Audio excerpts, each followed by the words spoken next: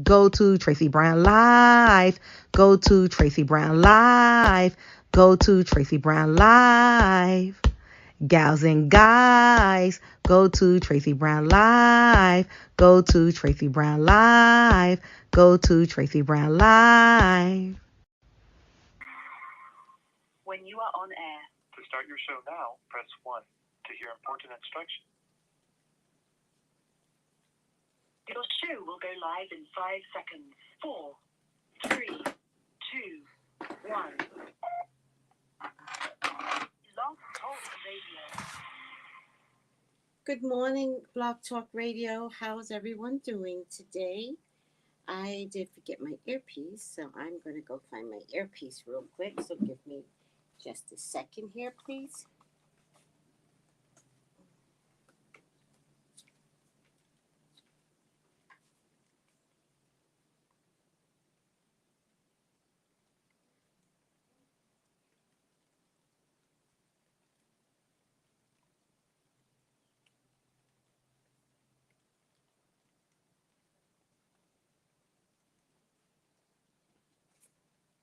All right, guys, I actually don't see my earpiece. Oh, boy. Well, I wouldn't have started the show if I didn't think my earpiece was here. But, you guys, I feel like this is an important session. And, because I think we're at the ending of the book, so I want to be able to have you guys hear me well.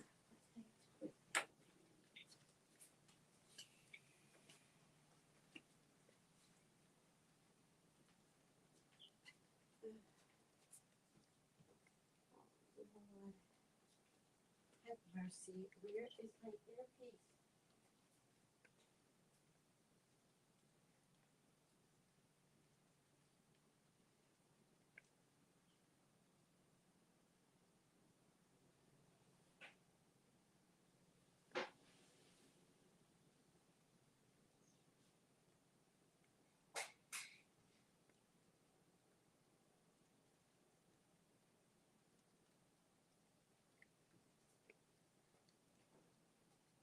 All right, everyone. I found my earpiece. Please forgive me. I wasn't feeling well last night. Nor am I feeling well today. But so I just went to bed without straightening up the house, which is clearly a mistake. All right, now. How's everyone doing on the feed? I'd love to hear from you. Let me know how you are doing. Also, let me know if anyone caught last night's episode on empaths. It was a general description of empaths, and I'm going to go into more detail next week, like really dissect 2 or 3 of the most important empaths, like the emotional one, the Hecko, I forget now, a little sleepy, Heckoa,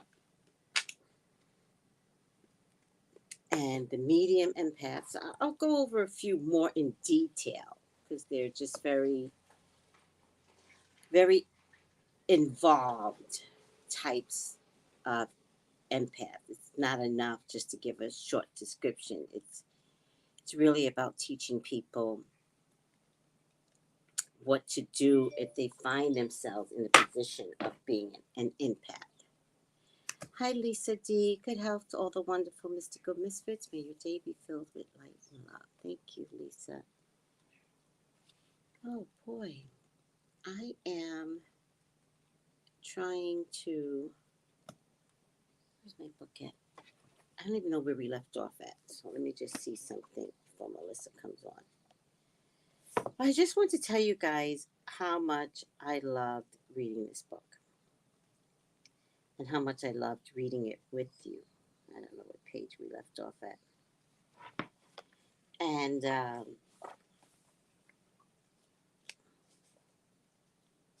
Oh yeah, we're pretty far back. And how much fun I've had reading this book with you all. Um, Especially the part where the boy talks to the wind, right? And he's like, "Do me a favor, make me a wind." And the wind kicks up. And the wind says, "I don't control this, though. The sun controls this." And the boy goes, "Let me talk to the sun." It was so beautiful, that part.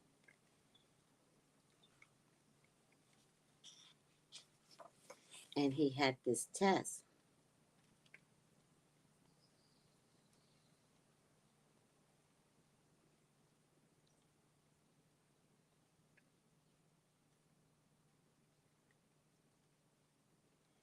Um, so I don't know where to.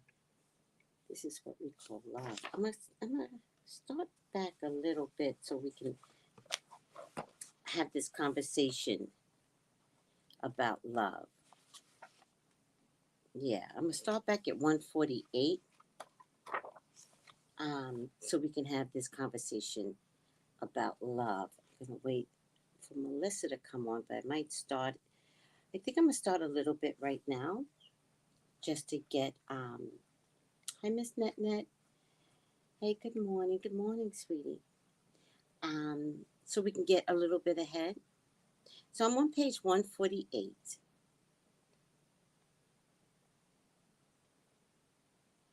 Um, and he's in the desert, and he's at the point where he needs to show the chieftains that he can turn himself into dust or to sand or something like that. So it goes on the third day, the chief met with his officers. He called the alchemist to the meeting and said, "Let's go see the boy who turns himself into the wind." "Let's," the alchemist answered. The boy took them to the cliff we had been on the previous day. He told them all to be seated. Now remember, that's very critical. He had already went to the spot the previous day. The way I'm looking at it, he probably went there to start the conversation about what was going to happen for him the next day in front of people. The boy took them to the cliff where he had been the previous day. He told them all to be seated. "It's going to take a while," the boy said. "We're in no hurry," the chief answered. "We are men of the desert." The boy looked out at the horizon. There were mountains in the distance, and there were dunes and rocks and plants that insisted on living where survival seemed impossible. There was a desert that he had wandered for so many months. Despite all that time, he knew only a small part of it. Within the small part, he found an Englishman, caravans, tribal wars, and an oasis with 50,000 palm trees and 300 wells. "What do you want here today?" the desert asked him. "Didn't you spend enough time looking at me yesterday?" "Somewhere you are holding the person I love," the boy said. "So when I look out over your sands, I am also looking at her. I want to return to her, and I need your help so that I can turn myself into the wind." "What is love?" the desert asked. "Love is the falcon's flight over your sands, because for him you are a green field for which he always returns with game. He knows your rocks, your dunes, and your mountains, and you are generous to him. The falcon's beak carries bits of me, myself," the desert said. "For years I cared for his game, feeding it with the little water that I have. And then I showed him where the game is. And one day, as I enjoyed the fact that his game thrives on my surface, the falcon dives out of the sky and takes away what I created. But that's why you created the game in the first place, the boy answered. To nourish the falcon. And the falcon then nourishes man. And eventually, man will nourish your sands.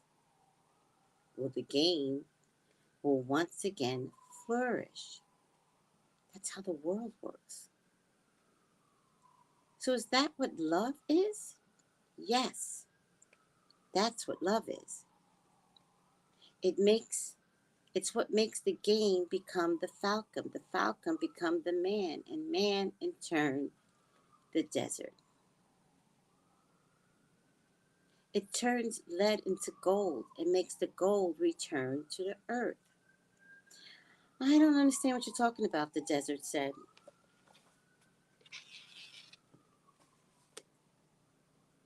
But you can at least understand that somewhere in your sands, there's a woman waiting for me. And that's why I have to turn myself into the wind. The desert didn't answer him for a few moments. Then he told him, I will give you my sands to help the wind to blow, but alone I can't do anything. You have to ask for help from the wind. The alchemist smiled. The wind approached the boy and touched his face. It knew of the boy's talk with the desert because the winds know everything. They blow across the world without a birthplace. There's no place to die. Help me, the boy said. One day, you carried the voice of my loved one to me. You taught me to speak the language of the desert and the wind. My heart, the boy answered. The wind has many names. In a part of the world, it was called the Sirocco because it brought moisture from the ocean to the east. In the distant land the boy came from, they called it Levator because they believed that it brought with it the sands of the desert and the screams of the Moorish wars. Perhaps in the places beyond pastures where his sheep lived, men thought that the wind came from Andalusia. But actually, the wind came from no place at all, nor did it go to any place. That's why it's stronger than the desert. Someone might one day plant trees in the desert and even raise sheep there, but never would they harness the wind. You can't be the wind said. We're two different things. That's not true, the boy answered. I learned the alchemist's secrets in my travels. I have inside me the winds, the desert, the oceans, the stars, and everything in this universe. We were all made by the same hand. We all have the same soul. And I want to be like you, able to reach every corner of the world, cross the seas, blow away the sands that cover my treasures, and carry the voice of the woman that I love. I heard what you were talking about the other day with the alchemist, the wind said. He said everything has its own personal legend, but people can't turn themselves into the wind.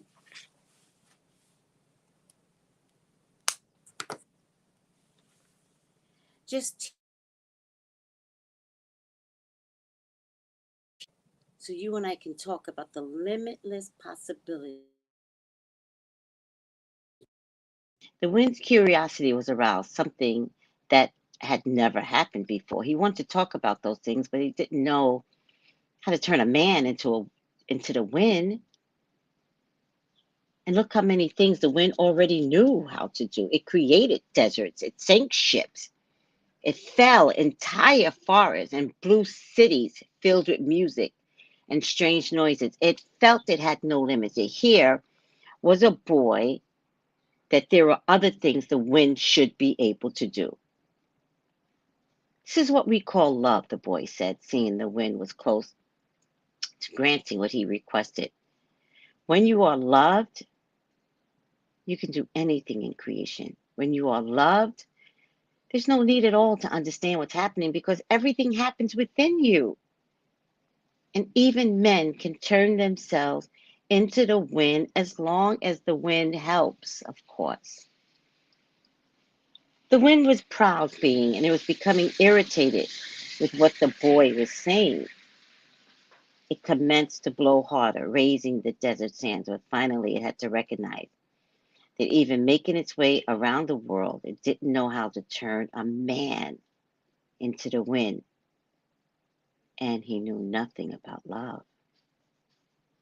In my travels around the world, I often seen people speaking of love and looking toward the heavens, the wind said, furious at having no knowledge of its own limitation. Maybe it's better to ask heaven.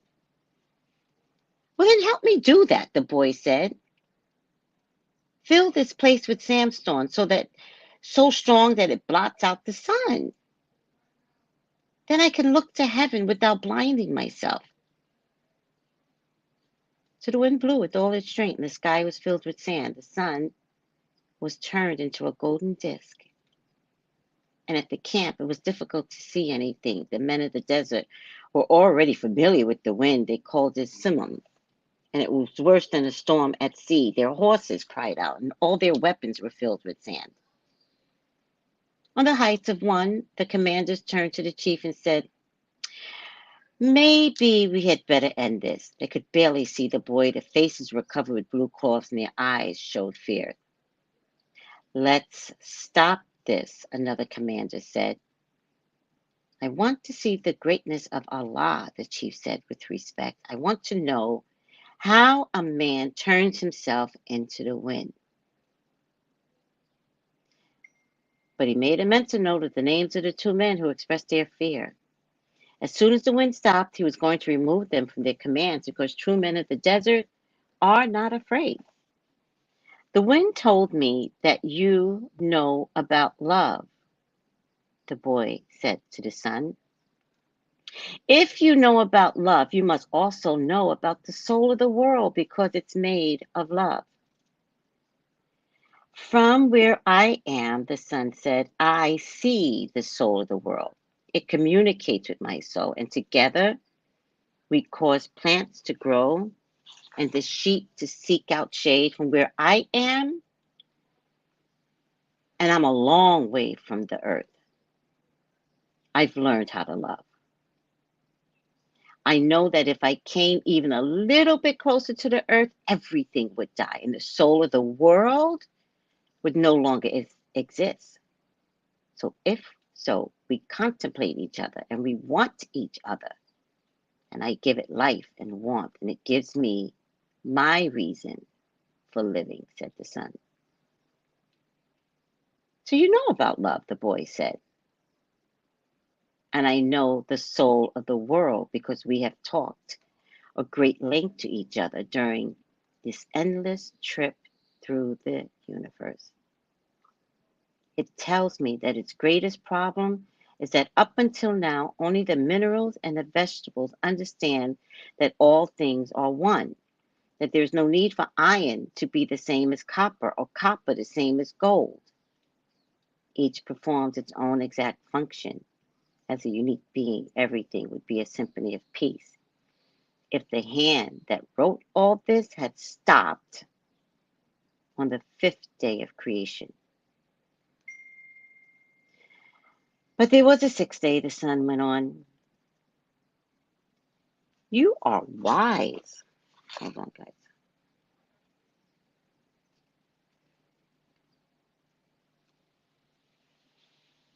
Hold on, guys. I'm so sorry.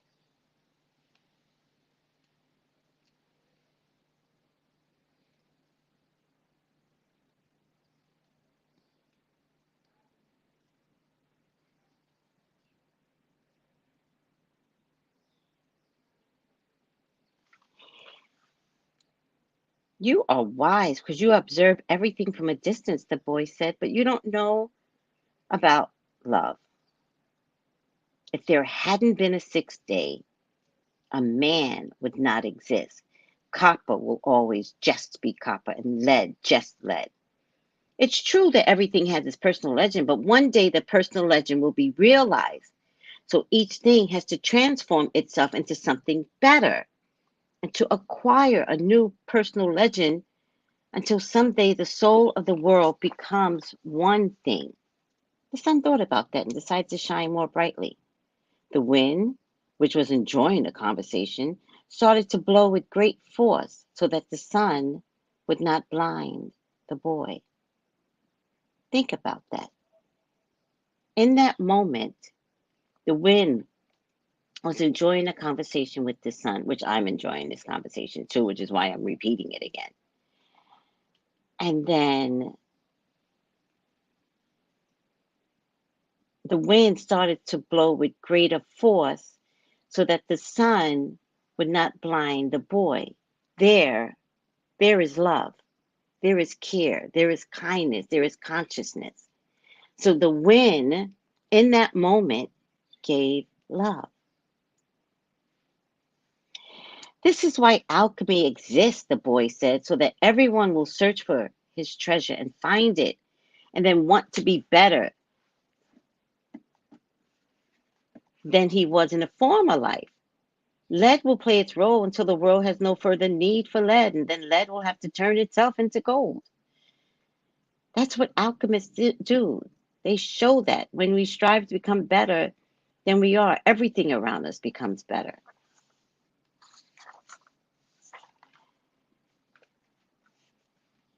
Well, why did you say that? I don't know about love, the son said to the boy. Because it's not love to be static like the desert, nor is it love to roam the world like the wind. It's not love to see everything from a distance like you do. Love is the force that transforms and improves the soul of the world. When I first reached through to it, I thought the soul of the world was perfect, but later I could see that it was like other aspects of creation and had its own passions and wars. It is we who nourish the soul of the world, and the world we live in will be either better or worse, depending on whether we become better or worse. And that's where the power of love comes in, because when we love, we always strive to become better than we are. So what do you want from me? The son asked. I want you to help me turn myself into the wind, the boy answered. Nature knows me as the wisest being in creation, the son said, but I don't know how to turn you into the wind. And whom should I ask? The son thought for a minute. The wind was listening closely and wanted to tell every corner of the world that the sun's wisdom has its limitations, that it was unable to deal with this boy who spoke the language of the world. Speak to the hand that wrote all, said the sun. The wind screamed in delight and blew harder than ever. The tents were being blown from their ties to the earth, and the animals were being freed from their tethers. On the cliff, the men clutched at each other as they sought to keep from being blown away. The boy turned to the hand that wrote all. As he did so, he sensed that the universe had fallen silent, and he decided not to speak. A current of love rushed from his heart, and the boy began to pray. It was a prayer that he had never said before, because it was a prayer without words or pleas. His prayer didn't give thanks for his sheep having found new pastures. It didn't ask that the boy be able to sell more crystal. It didn't beseech that woman he had met continue to await his return. In the silence, the boy understood the desert, the wind, and the sun were also trying to understand the signs written by the hand, and were seeking to follow their paths and to understand what was written on a single emerald. He saw that omens were scattered throughout the earth and in space, that there's no reason or significance attached to their appearance. He could see that not the deserts, not the winds, not the sun, not the people, why they had been created, but the hand had a reason for all this, and that only the hand could perform the miracles or transform the sea into a desert, or a man in the wind into the wind, because only the hand understood that it was a larger design that had moved the universe to the point at which 6 days of creation had evolved into a masterpiece. The boy reached through to the soul of the world and saw that it was a part of the soul of God. And he saw that the soul of God was his own soul, and that he, a boy, could perform miracles. Child, that was deep. You just bookmark this for right now. And let me get Melissa on. Hey, Melissa. Hey, Tori, good health. Good health, sweetie. How are you? I am fine. I'm sitting here listening, Mm-hmm. and I said, let me get out my highlighter. Ah, yes. What did you pick out? Well, I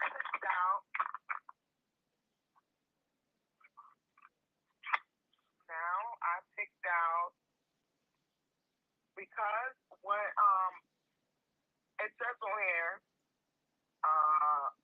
because when we love, we always strive to become better than we are. Yes. I was like, I really like that. Yes. Yes, that was a trigger for me too, Melissa.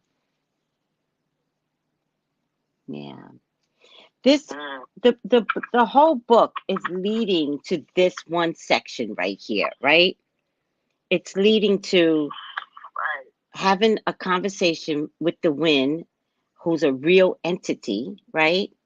Showing its powers, running around the earth, and then the sun having this amazing relationship with the earth. And the sun is like, you don't get it. I make the plants grow, you know? And I love that. And then to get to the final part about God, and because it was the sun that was like, this place would be perfect if he'd have stopped on the 5th day. If man had not been created, this place would be perfect, right?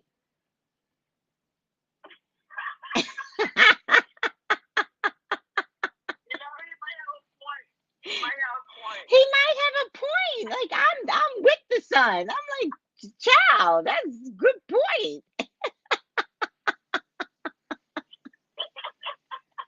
That is so hilarious. That is so the true. best. That is the best. Lisa D says, good morning, Melissa. Good morning, everybody. Good health. So, Melissa, read that part again that you highlighted, because that's a good part. It says, because when we love, we always strive to become better than we are. I feel like that's so true. It is. It is. Right? Isn't it just natural for us, especially when we, listen, people can pick it out better, if not in relationships, as one example, people can pick out how they do better when they have children, right? Right. You want to be better for them. And absolutely. Right? And even in relationships, you strive to be the best. The best, right? You pray to be the best child, right? You pray not to make any mistakes. I hear that from a lot of moms. Like, I just don't want to make a mistake. And I'm like, all you can do is be your best. give you some grace that your best has its own limitations, right? But Right. growth is always in you. So just remember to grow with your children, grow in your relationships. That's the other thing, right? People be in relationships and they get stuck in being themselves and they don't want to change. They don't want to be better. Well, then, Melissa, love can't be there if you don't want to be better. Love is not showing up if you don't look at your partner and want to be better in that person's presence. Right. With them. Like striving to be the best for each other. For each other. Or just unite. Or what? Or should I say, or unite. Or unite for the better of the couple in the two, right? Yeah. So love can't show up if you're with a partner that's not showing his best, whatever that looks like, right? I don't know what that looks like for every couple, but better has to show up, right? I don't need to give examples for you to know that someone is not being better than yesterday for you. You already know what that feels like, right? Right. Or else love can't be there. It just can't be. It can't show up. What might show up is sex, but it's not love. Right? You know, the sex is very short limited. It really is. That's the problem with. It's so limited to the point. It's so limited to the point. It's like, oh, this position again. Oh God, when is he done?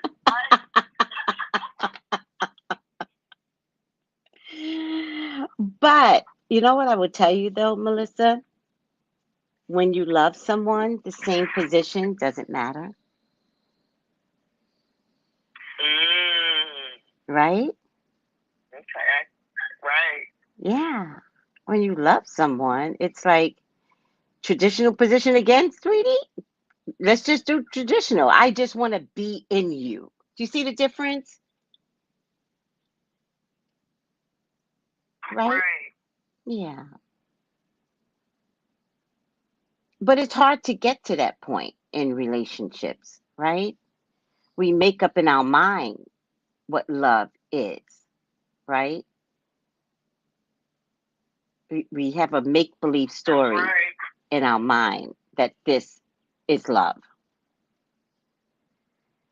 And that's when we start accepting the lack of love, right? If you make up something in your head that is love, then love can't be there because you made it up. And so the other partner or you even don't have to grow because you've decided this is the measure of love and that's all you know, the love that's inside your fanciful head, right? I mean, every once in a while you meet up with a couple, not an old couple, because actually, to tell you the truth, I don't trust old couples. I don't trust them. I look at couples because I got that empath thing going inside of me, and I'm like, now you know damn well he cheated on you for most of the 40 years, for most of the 40 years of the 50 years y'all were married. I can always tell when someone's pretending, right, Melissa? It's hilarious. It's hilarious. I just, if you just knew the kind of man that I had, yeah, I don't think I want to. I see your man's roaming eyes, so enough, right? But I always admire that couple. Usually they're eclectic couples, by the way. Usually they're quirky couples. Usually they're couples that have a sense of not a lack of discipline, right? And who are just happy with themselves as an individual, happy with their partner in their quirky way as an individual, and happy with their environment, because most times their environment is cocky too, right?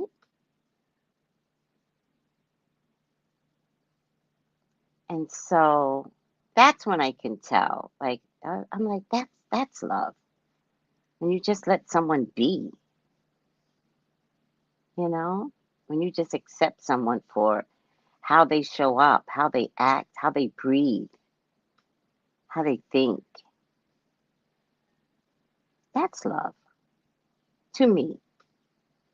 But if both partners do that, is the measure of love, not one doing it for the other.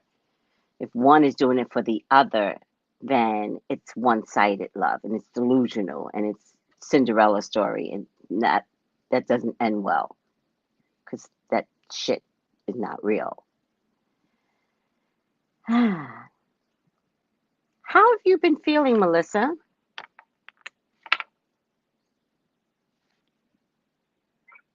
Me? Yes. I'm just doing all right. How'd you get You over? know, Mhm. I was just thinking, can you hear me? I hear you perfect. Yes. Okay. So, yesterday I was just thinking about, I got a reading one time from a lady, and she was saying, when I was in my 20s, and she was saying that my grandpa was always with me. She said, I know you never, because I never met none of my grandpas before. Only my grandma's husband was like grandpa. Right. So she's like, your dad's mom, father. She was like, you know, he's watching over you, just let you know. And I said, okay. So I was thinking about that yesterday when I was at work. Yeah.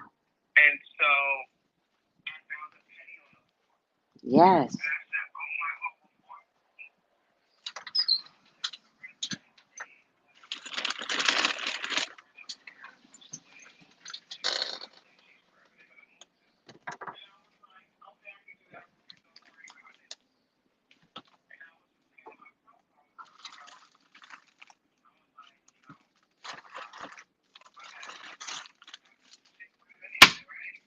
Right.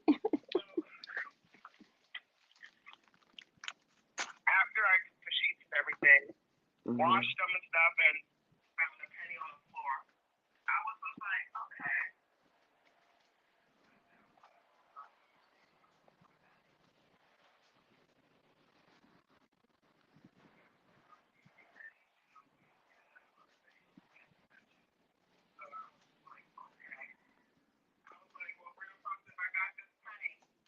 Now I got your, I'm going to screenshot whatever time it is.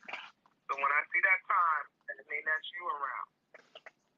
Oh, interesting. That's a good method.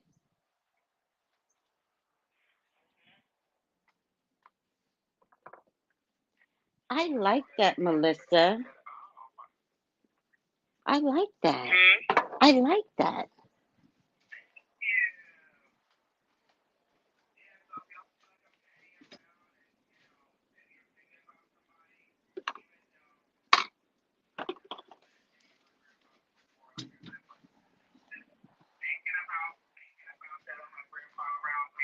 Yes. Finding the penny, I was like, okay. I said, now I got to screenshot what time it is, so that way I'll associate with that number with you. Yes. You know what else, Melissa? When you do magic or ancestry magic, always pray for the known and the unknown of your ancestors. Right. Right? You're absolutely right about that. Yeah. Yeah. Because it just seems so cool. I was just like, oh. I said, who's around me today? Aww. Now, where did you find this lady? No, I found this lady a long time ago. Yeah. Years ago. Yeah. And you went to go see her recently? No. Oh, you're telling. I was thinking about it. Oh, you were thinking about it. I was thinking about thinking about it. Right. And then I started thinking about I started thinking about that, knowing that I have a grandpa around me. Yes. And I started thinking about that energy. And then I seen the penny on the floor. Got it. I went to the stuff for the guy to go wash his sheep. Yes. And I said, I said, if I had a grandpa, I would wash his sheep for him. Who cares? That's you right. know? That's right. That's right. Who cares? And and I was just like, wow. And so I think it's pretty cool. Because then I seen the penny, and I don't know why. I said to myself, whatever I was thinking about, that's who the penny is from. Right, right. Because I was thinking about the whole grandpa thing. So I said, okay. Okay. So that means Grandpa's in the house. I heard Grandpa is in the house. I heard you cough just now. How are you getting over your cold? Oh, you mean it's getting there. Okay. Right now it's just cough, like a little mucus here and there. It's like I'm just have my episodes where I want to cough for a little bit and then I stop. But I'm just having a little coughing and a little dizziness. Oh. But other than that, yeah. So you went to work on Friday, but you did stay out 2 days? Yeah, I stayed out 2 days and I went to work on Friday because I didn't want to leave the housekeeper by herself to work and do all the work and stuff because unfortunately I have a manager that does not care.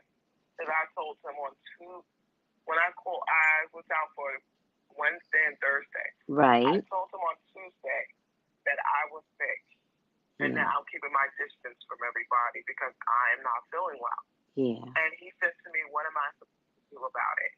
So to me, I took that as you don't care. You just want a body to have to work. Right. Right. So, yeah. So you took off. So, because I realized, I said, when I don't feel good, I feel like when I'm really sick and I'm going up, I'll be like, oh my God, I'm having spiritual warfare. It can feel like that. Because the whole night, it's like the whole Wednesday, I did not, or I think it was Tuesday night when I got home. I was throwing up and dizzy, and I did not sleep the whole night. And I was like, all right. Wow. When I have those moments, I'd be like, all right, who's fighting with me? Oh, it feels like that. I always feel like some spiritual warfare with me with that. Yes. And I'm just like, I can't. Yes. And you know something, before I got sick. Yeah. My sister was telling me, somebody is on her bed at night and they just want to stay in one spot and they are just don't want to leave. And so I had to stage. Once I staged, I got sick. I don't know. Oh. So when I staged, I got the cold. Yeah. So the next time that happens, you have to communicate and let the spirit know it's not fair. Like, get out, because it's not fair. You understand? Right. So the sage probably got rid of them, but then they probably got mad at you. It got me sick. Yep. I was just like, who the hell I get this cold from? But I remember I said, all right. I was like, I don't know who was in her room, but I was like, because my sister do get scared enough to do visits. She does. Nobody talk. Yeah. But she'll get great aunts that come and they visit. Yeah. And they come around her room. Yeah. She gets the little lights that come around, like little what do you call like little spirit lights. Yeah. She'll get the spark around the room. She gets that. So she gets activity in her room. Oh, wow. And, that's beautiful. That. I never get to see anybody. Yeah. I don't know if did I ever get to see anybody? I seen in my dream. That was it. Yes. Yes. A lot of people. Not like physically see. Yes. So she's gifted like you. Unless they want me to think about it. Yeah. She's gifted like you, Melissa. Yeah. She has a version of the gift. But she never worked on it, huh? She never worked on it. But she does get to see. She told me all the time she gets to see family members. She said they come visit. She said sometimes like for her birthday, she said they come around. Oh, wow. I love that. She gets to see. Yeah. I know. I love that.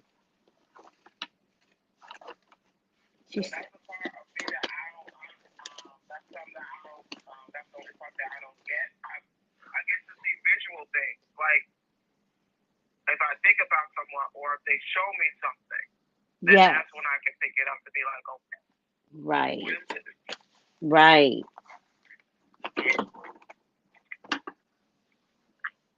I understand that too. I like that. So yeah, I know next time if a spirit comes around and it's something that's not kind, I gotta let it know it can't come back here. Because you know what's good? I used to, and I gotta find somebody that makes it. The Rosemary Page. Oh, really?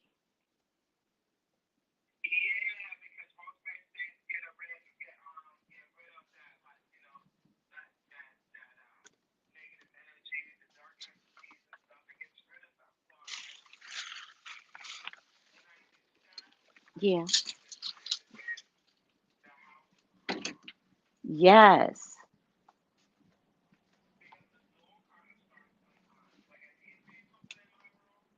Uh-huh.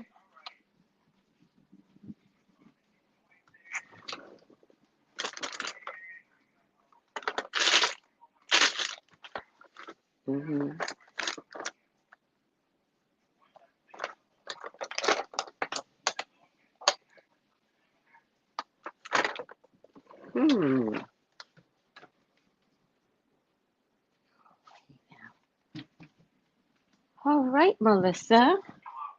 Oh, I'm here, sweetie. I'm here. The doggy does. Strange or cat, whatever, and they start acting like something's in the room with you, but they don't want to come in the room with you. Yes. And that's why I just, Yes. That's why I know something was with me. And I'm like, all right. Who came to follow me home? Because you have to go. The dog says she doesn't like you. You gotta leave. That's right. I like the way you say something followed you home, though.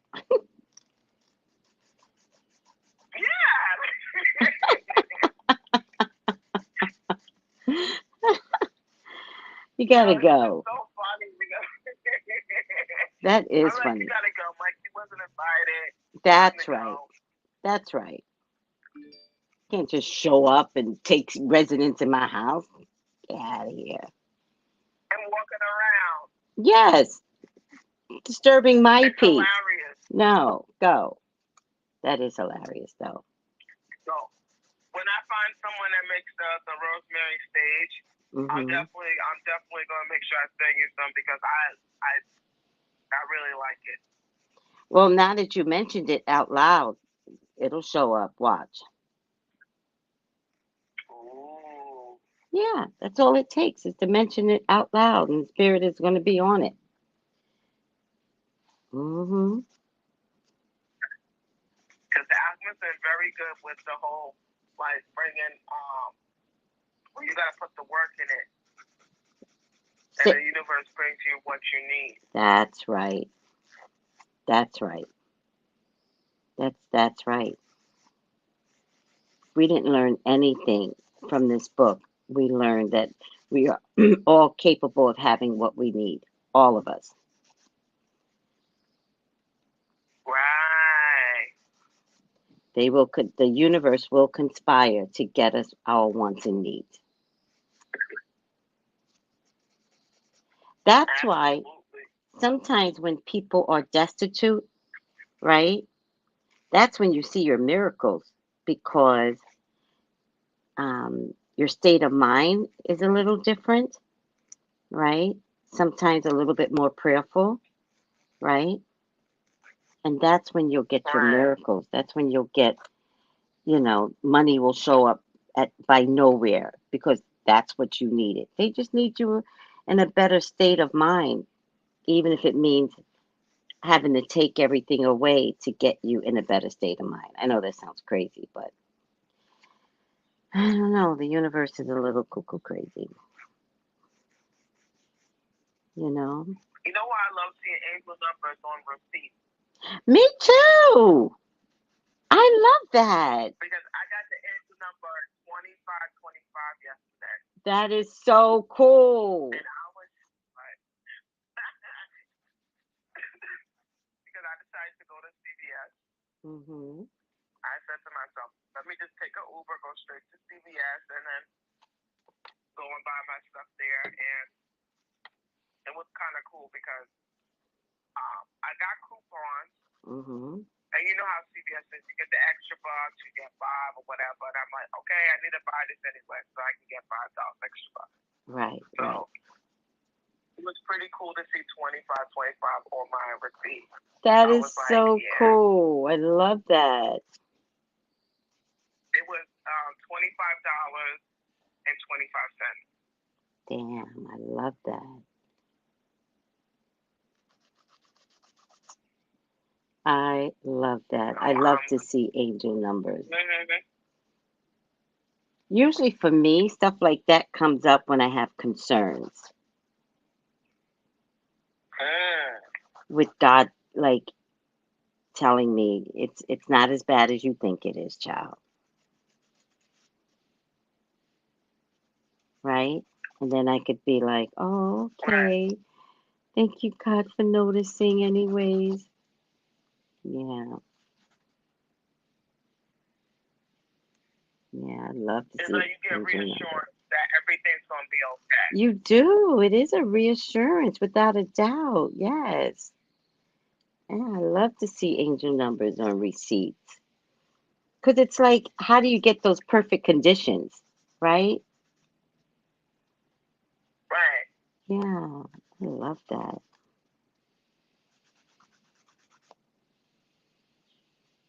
So it's like the little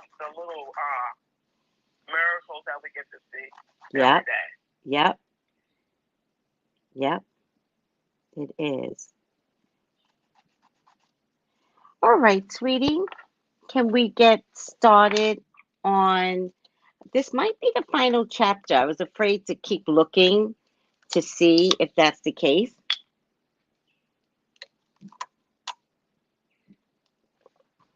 Right. But I have a feeling this might be the last week of this book because we are really nearing the end now.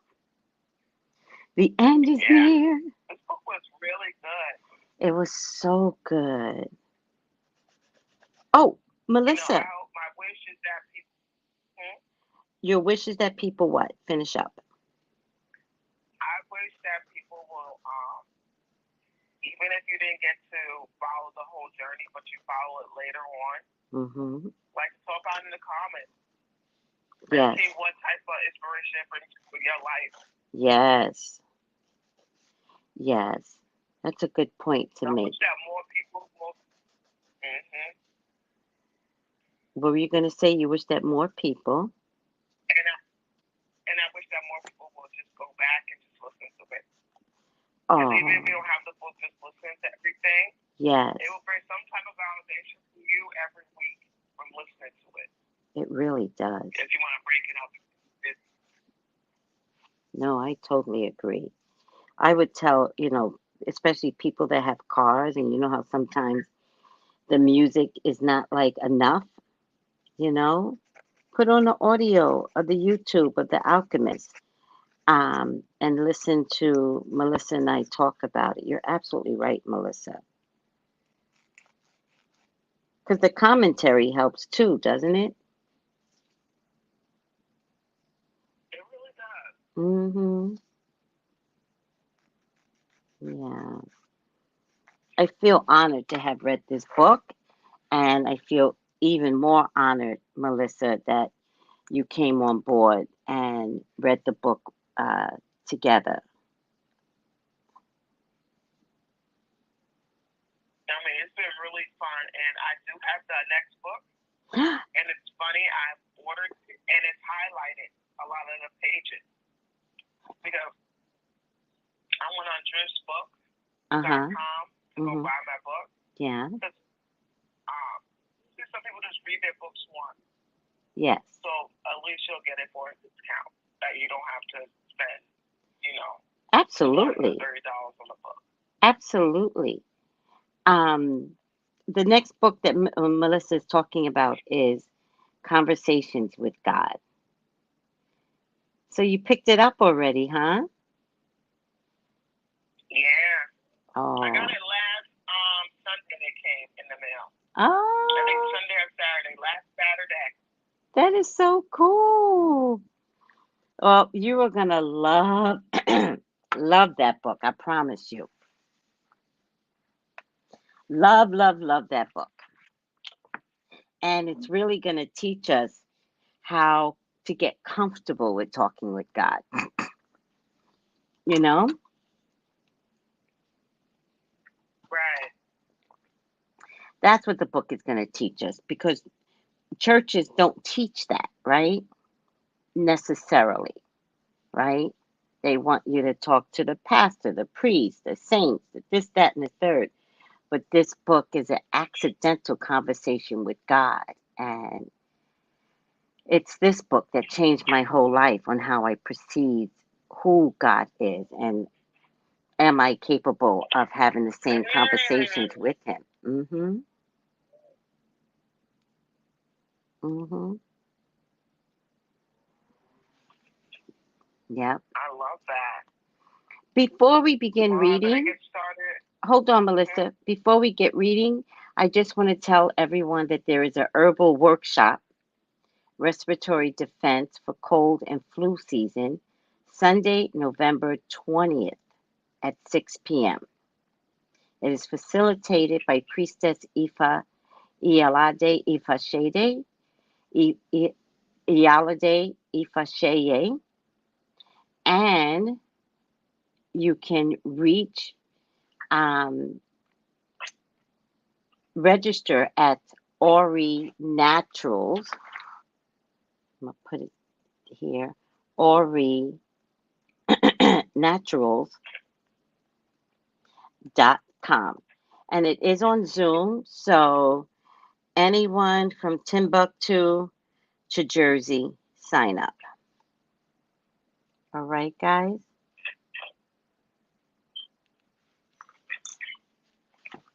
All right, Melissa? Listen, she's very, very good teacher. Yes. Very knowledgeable. So yes, I would definitely say take the class. Invest in yourself.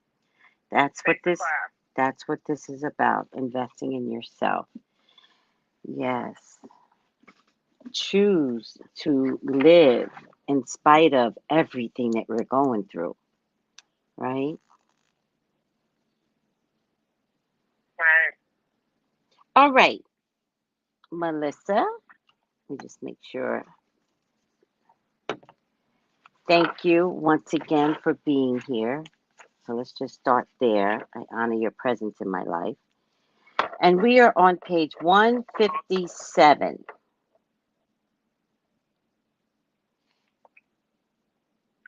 we're on page 157? Yes. Okay. You were on the bottom, right? Yeah. The summon? Uh-huh. The summon? And I have to say, I honor your presence as well. Thank you. Thank you so much for having me. Thank you. Thank you, Melissa. The summit blew that day as it had never blown before. For generations thereafter, the Arabs recounted the legend of a boy who had turned himself into it, almost destroyed a military camp in defense of the most powerful chief in the desert. When the summons ceased to blow, everyone looked to the place where the boy had been. But he was no longer there. He was standing next to a sand-covered sentinel on the far side of the camp.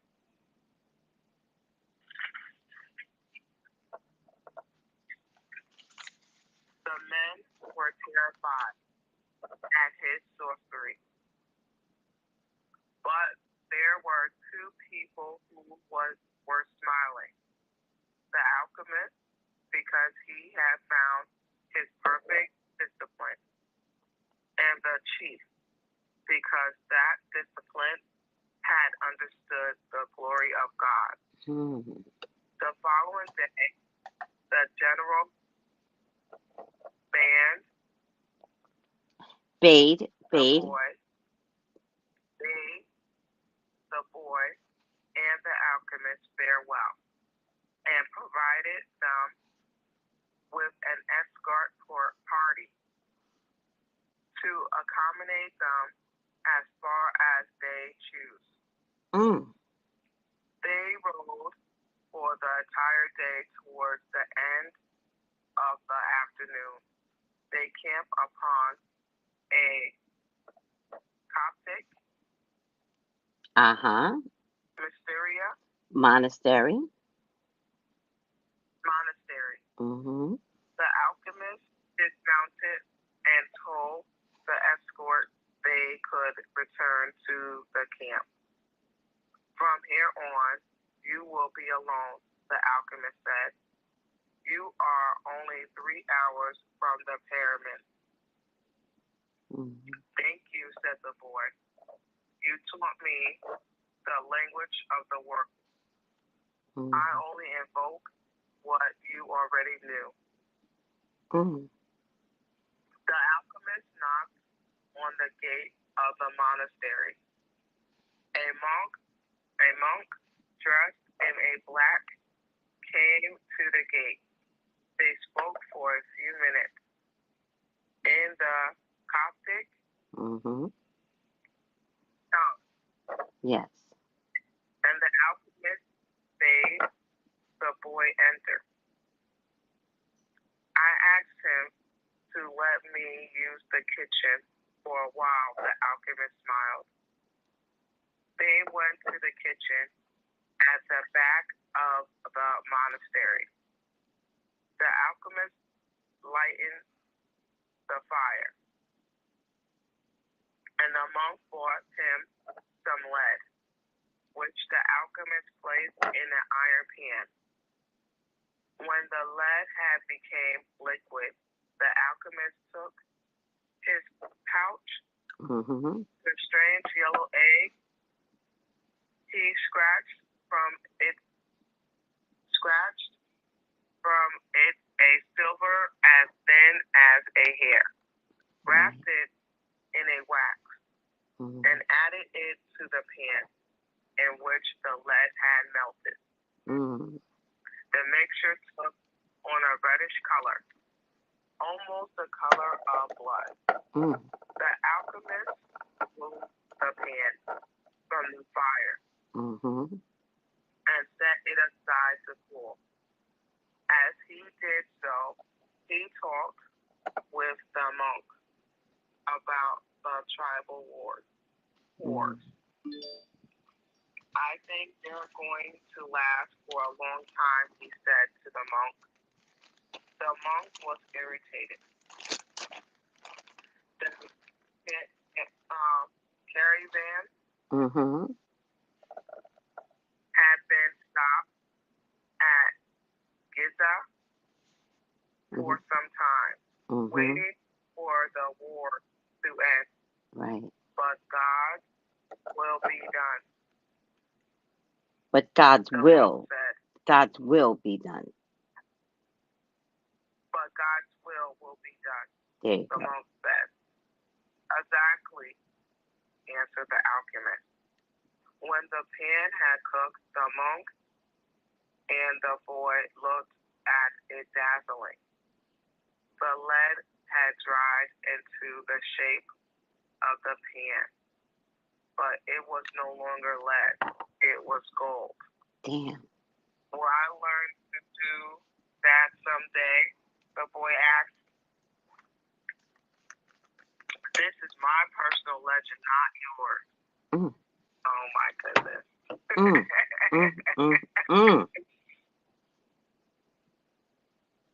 This is my personal legend, not yours, the alchemist answered. But I wanted to show you that it was possible. They returned to the gate of the monastery. There, the alchemist separated the disc into 4 parts. This is for you, he said, holding one of the parts out to the monk. And out to the monk, it's for your generosity to the pilgrims.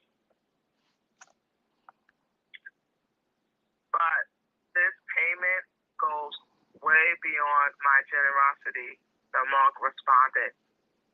Don't say that again. Life might be listening and give you less the next time. Right. So hold on a second, Melissa. Hold on a second. That's really important, right? Right? Because we tell the universe what we want.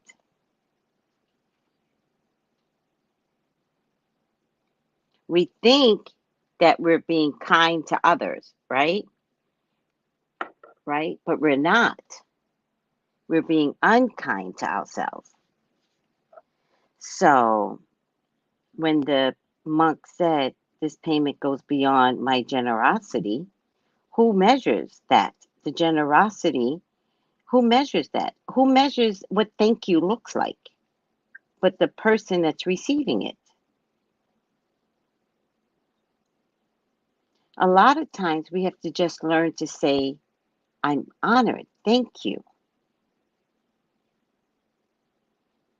I appreciate this. Thank you. Right?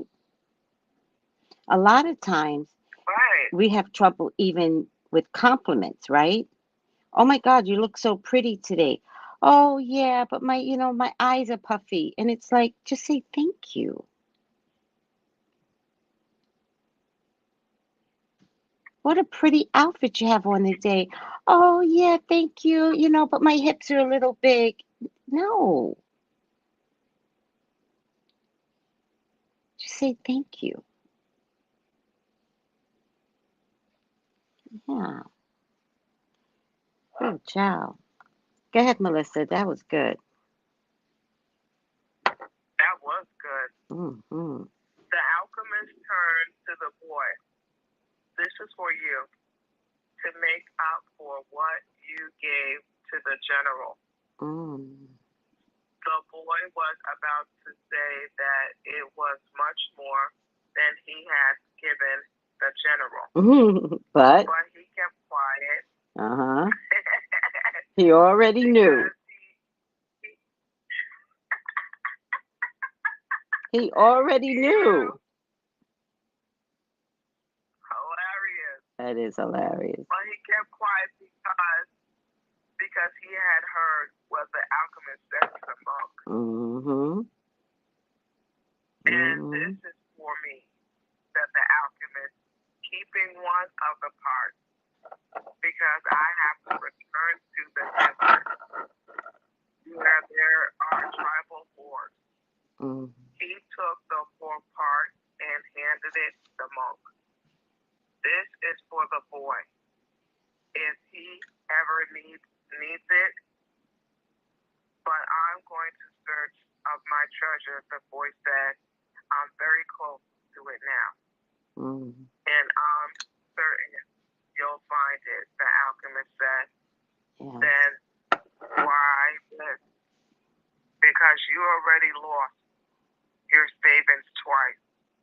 Once to a thief, once to a general. I'm an old,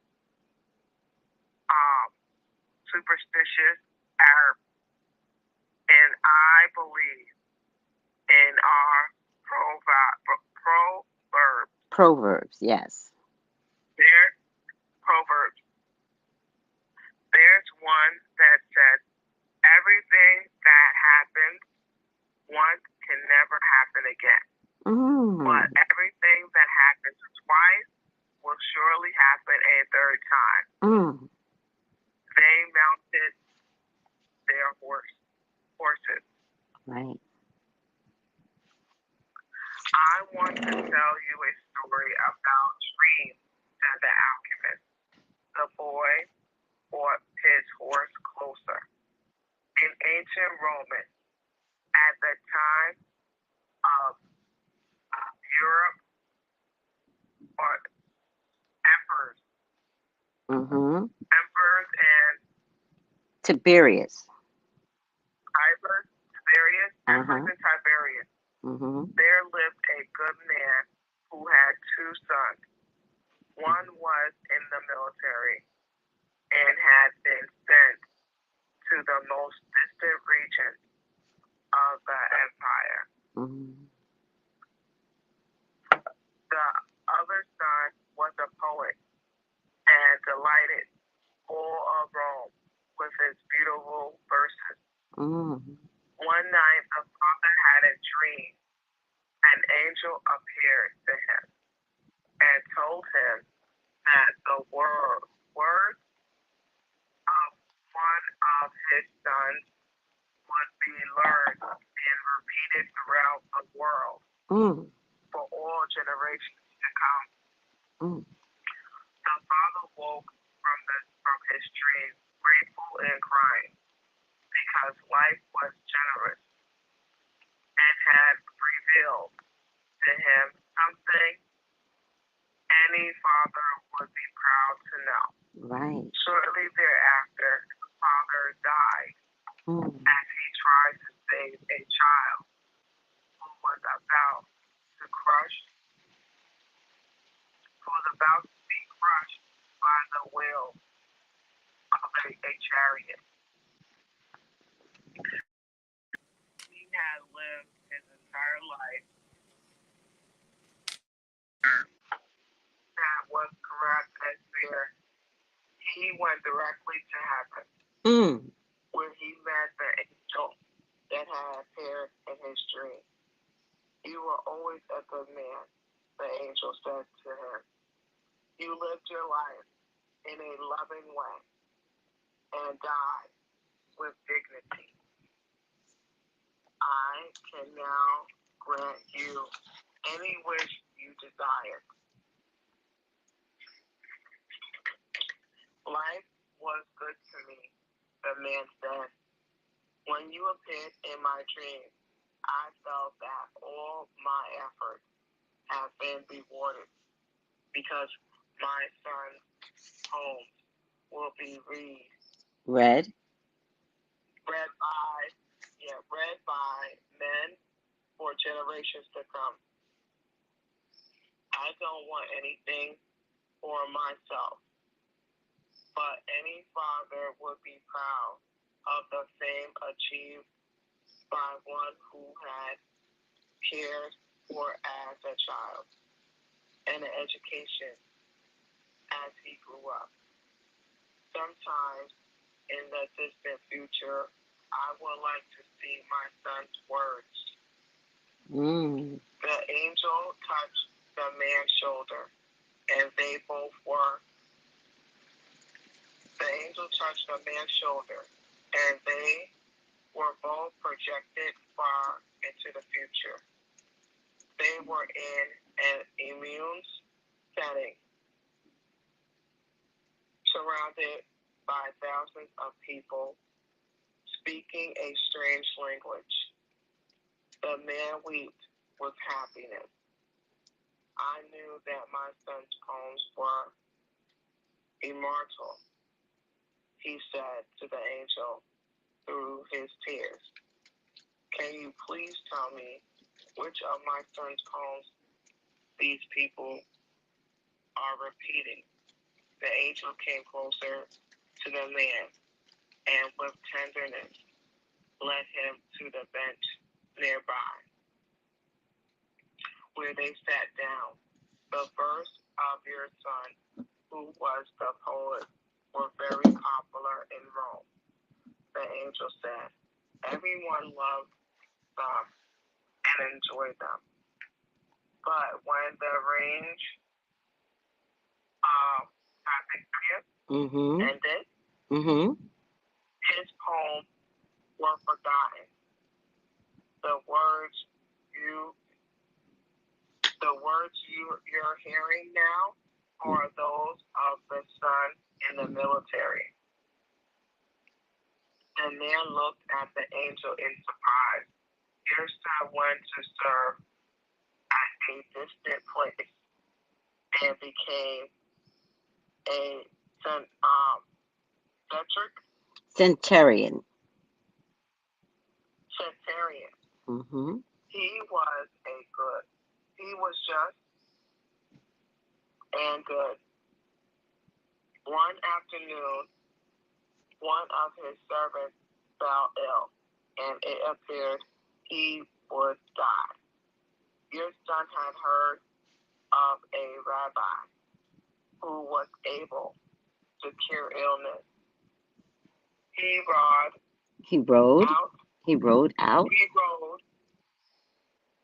out for days and days in search of this man. Along the way, he learned that the man he was seeking was the Son of God.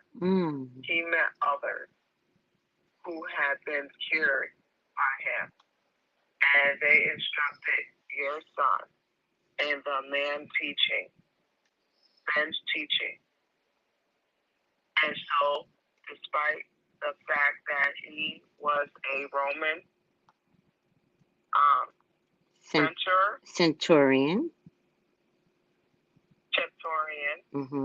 centurion, he converted to their faith shortly thereafter. He reached the place where the man he was looking for was visiting. He told the man that one of his servants was gravely ill, and the rabbi made ready to go to his house with him. But the centurion was a man of faith, and looking into his eyes of the rabbi, he knew that he was surely in the presence of the Son of God. And this is what your son said. The angel told the man, these are the words he said to the rabbi at that point, and they have never been forgotten. My Lord, I am not worthy that you should come under my roof, but only speak a word, and my servant will be healed. The alchemist said, no matter what he does, every person on earth plays central role in the history of the world. And normally, he doesn't know it. The boy smiled. He had never imagined that question about life would be of such importance to his shepherd. Goodbye, the alchemist said. Goodbye, said the boy.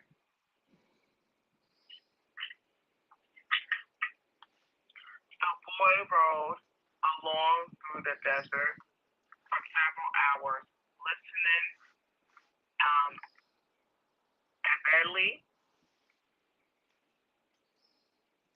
avidly to what his heart had said. Mm-hmm. To what his heart had to say. It was his heart that would tell him where his treasure was hidden. Where your treasure is, there also will be your heart, the alchemist had told him. But his heart was speaking of other things with pride. It told the story of a shepherd who had left his flock to follow a dream. He had two different occasions. It told of a personal legend and of many men who had wandered in search of a distant land or beautiful women confronting the people of their times and their preconceptions. Preconceived notions. Preconceived notions. It spoke of journeys, discoveries, books, and change. As he was about to climb yet another dune, his heart whispered, "Be aware of the place where you are brought to tears. That's where I am, and that's where your treasure is." The boy climbed the dunes slowly. A full moon rose again in the starry sky. It had been a month since he had set forth from the oasis. The moonlight cast shadow through the dunes, creating the appearance of a rolling sea.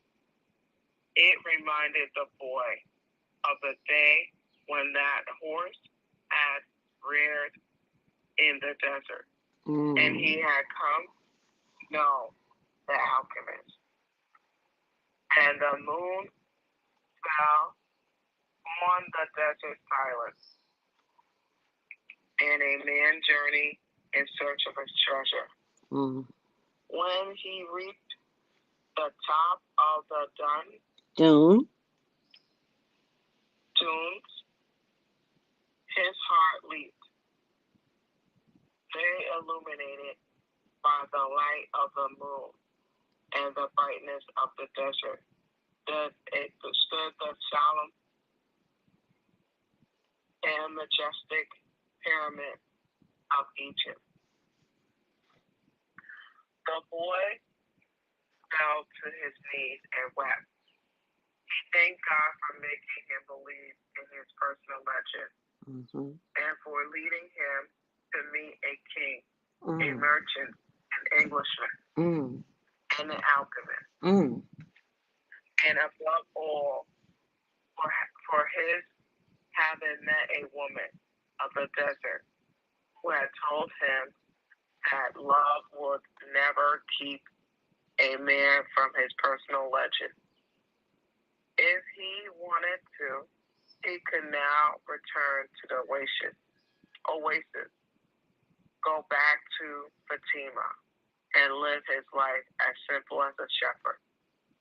After all, the alchemist continued to live in the desert, even though he understood the language of the world and he knew how to transform lead into gold. He did not need to demonstrate his science and art to anyone. The boy told himself that. On the way towards realizing his personal legend, he had learned all he needed to know and had experienced everything he might have dreamed of. But there he was at the point of finding his treasure, and he reminding himself that no project is completed until its objective has been achieved. The boy looked at the sand around him and saw that where his tears had fallen, a scarab beetle was scuttling through the sand. Scuttling through the sand. During his time in the desert, he had learned that in Egypt, the scarab beetles are a symbol of God.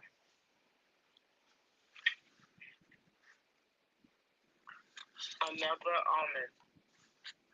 omen. The boy began to dig into the dung. As he did so, he thought of what the crystal merchant had once said, that anyone could build a pyramid in his backyard. The boy could see now that he couldn't do so if he placed stones upon stones for the rest of his life.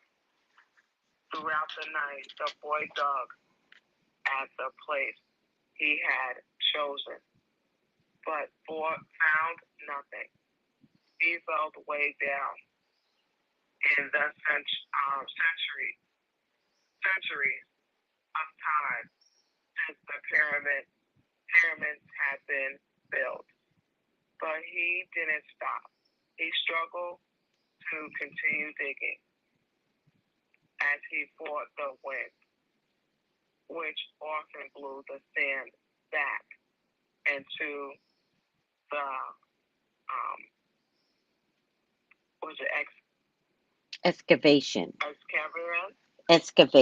excavation. His hands were abraded and exhausted, but he listened to his heart. It had told him to dig where his tears fell. As he was to pull out the rock. As he was attempting to pull out the rock, he heard footsteps. Several figures approached him. Their backs were to the moonlight, and the boy could see neither their eyes nor their face. "What are you doing here?" one of the figures demanded. Because he was terrified, the boy didn't answer. He had found where his treasure was and was frightened at what might happen. "We're refugees from the tribals' war, and we need money," the other figure said. "What are you hiding there?" "I'm not hiding anything," the boy answered. But one of them seized the boy and yanked him back out the hole. Another, who was searching the boy's bag, found the piece of gold. "There's gold here," he said. The moonstone on the face of the Arab who had seized him. And in the man's eyes, the boy saw death. He probably got more hidden gold in the ground. They made the boy continue digging, but he found nothing. As the sun rose, the men began to beat the boy. He was bruised and bleeding. His clothing was torn to shreds, and he felt that death was near. What good is money to you if you're going to die? It's not often that money can save someone's life, the alchemist had said. Finally, the boy screamed at the men, I'm digging for treasure. And although his mouth was bleeding and swollen, he told his attackers that he had twice dreamed of treasure hidden near the pyramids of Egypt. The men who appeared to be the leaders of the group spoke to one of the others. Leave him. He doesn't have anything else. He must have stolen this gold. The boy fell in his bed, nearly unconscious. The leaders shook him and said, we're leaving. But before they left, he came back to the boy and said, you're not going to die. You'll live, and you'll learn that a man should not be so stupid. 2 years ago, right here on this spot, I had a reoccurred dream too. I dreamed that I should travel to the fields of Spain and look for a ruined church with shepherds and their sheep slept. In my dream, there were a Sycamore. It's a tree. Sycamore growing out of the ruins of their sacristy. And I was told that if I dug at the root of the sycamore, I will find a hidden treasure. But I'm not so stupid as to cross an entire desert just because of a recurring dream. And they disappeared. The boy stood up shakenly and looked once more at the pyramid. They seemed to laugh at him, and he laughed back, his heart bursting with joy, because now he knew where his treasure was.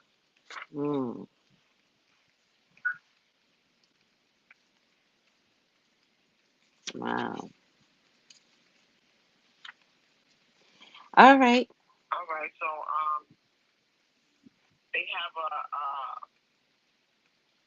they have a next page here. Yes. Do you want me to read that? Yes, please. It's the epilogue. The epilogue. The boy reached a small abandoned church just as the night was falling. The sycamore was still there in the sacristy. And the stars could still be seen through the half-destroyed roof. He remembered the time he had been there with his sheep. It had been a peaceful night, except for the dream. Now he was here, not with his flock, but with a shovel. He sat looking at the sky for a long time. Then he took from his knapsack Bless you. Of wine. Thank you. A bottle of wine and drunk some. He remembered the night in the desert when he had sat with the alchemist as they looked at the stars and drank wine together. He thought of the many roads he had traveled and of the strange ways God had been chosen to show him his treasure. If he hadn't believed in significant recurrent dreams, he would not have met the gypsy woman, the king, the thief, or, well, it's a long list. But the path was written in the omen, and there was no way I could go wrong. He said to himself. He fell asleep, and when he awoke, the sun was already high.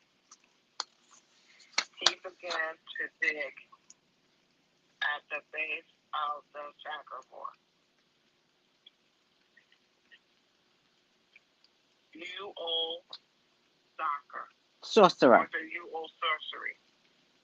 You old sorcerer, the boy shouted up to the sky. You knew the whole story. You even left a bit of gold at the monastery so I could get back to the church.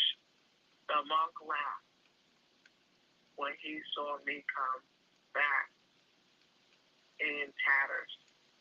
Couldn't you have saved me from that? No, he heard a voice in the wind say. If I had told you, you wouldn't have seen the pyramids. They're beautiful, aren't they? The boy smiled and continued digging. Half an hour later, his shovel hit something solid. An hour later, he had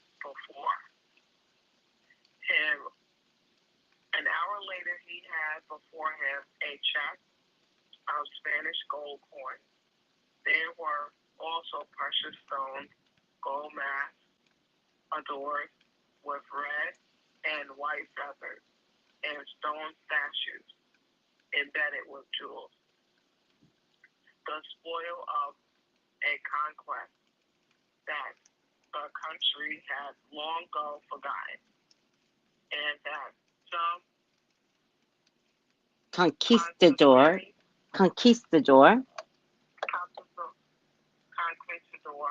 had failed to tell his children about.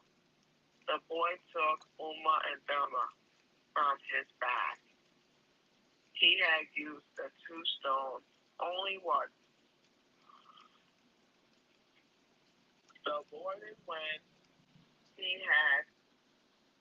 when he was at the marketplace, his wife and his task had always provided him with enough almonds. He placed Uma and Thelma in the chest. They were also a part of his new treasure because they were a reminder of the old king, whom he would never see again. It's true.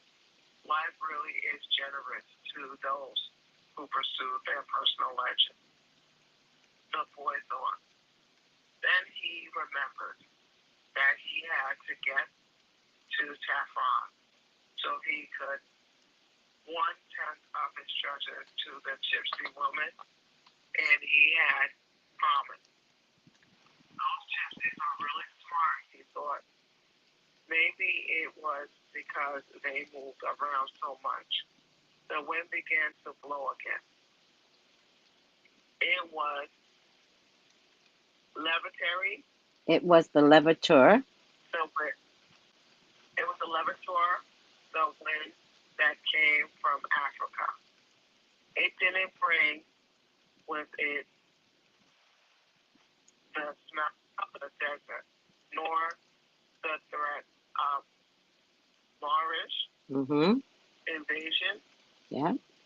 Instead, it was a sense of a perfume he knew well, and the touch of a kiss that came from far away, slowly, until it rested his lap. It rested on his lips. Smiled. Hold on, sweetie. A kiss that came from far away, slowly, until it rested on his lips. The boy smiled. It was the first time she had done that. I'm coming, Fatima, he said. Wow. Wow.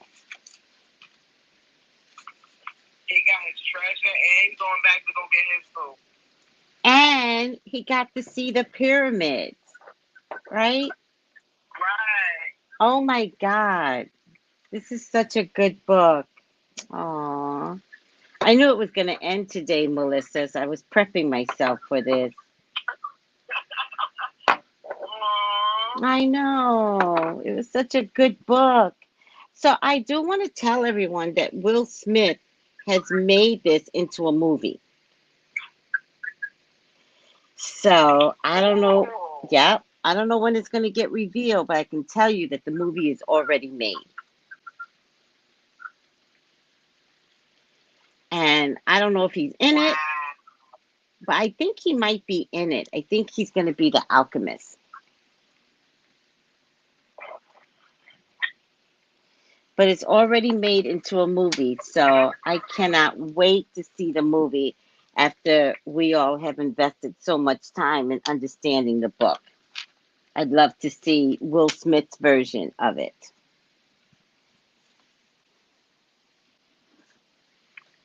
That is so cool, knowing that we was reading a book and knowing there's a movie coming out. So. Yes, that is cool. I love that. All right, Melissa, on the last day of The Alchemist, we have rain, which is rare for us. It's not really rare. We get rain in the winter out here, but this is going to be an all-day event today. And it just brings my tears out because the book is ending too. So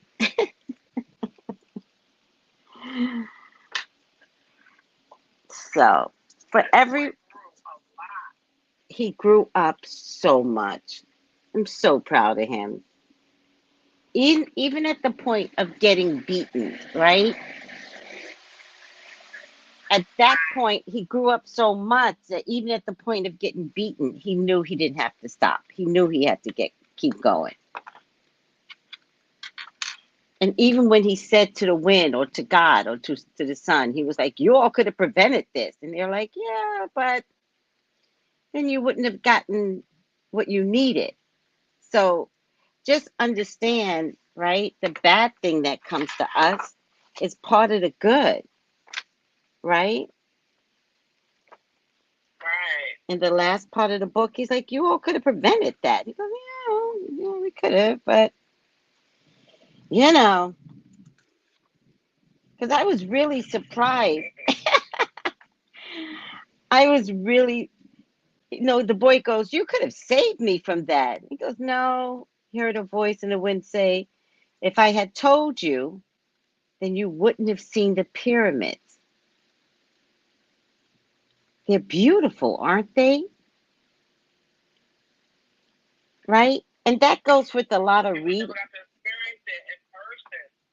Right. So if they would have said, hey, by the way, on your travels, you're going to get your ass whipped,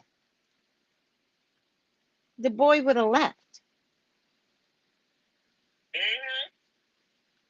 Right? So the wind goes, no, I couldn't have told you because you got to see the very thing you kept traveling to come see. And you came to see the pyramids. The treasure was the bigger gift later, but getting to the pyramids is what he was trying to do. So he says you wouldn't have seen the pyramids if I would have gave you a warning. And that happens in a lot of readings, right, Melissa? Where people are like, Right. so you gave me a really good reading, but you didn't tell me I might lose my job, right? But I got a better job, right? Right. But I got a better job. But it's like, huh? First of all, you and I follow spirit, so we can only reveal what spirit gives us. But if spirit doesn't give us something, you would have changed courses. If I would tell someone they're about to lose their job tomorrow, if any of those Twitter people would have called and would have been like, am I losing my job tomorrow? I don't know if I would have been able to answer, because people panic, they kill. Who knows where their anger level could have gone? They commit suicide, right? Right. Well, a bunch of just a whole bunch of like like like sometimes it's just not the energy's not worth it for them to know. Yes. And we don't decide that, especially in a reading. We don't decide that. So it comes down to, like in a book, if I would have told you were going to get your ass whipped, you wouldn't have gone on to see the pyramids. But you Right. did and got to where you were supposed to get to. And then he just made it really simple. He goes, wasn't it beautiful? Boom. That was the end of the story. Boom. It was beautiful. Yes. And the Alchemist, he is so funny. He was like, this is my personal legend. He kind of lets it go. Yes. Yes. It was beautiful. And once he kept digging, in spite of getting beat up, then he found his treasure of gold. Now, in the book, the treasure of gold is an actual thing, right? But what if the treasure of gold is a job for you, a relationship for somebody else, a baby for somebody, right? Right? The treasure of gold Right. is what you're looking for. What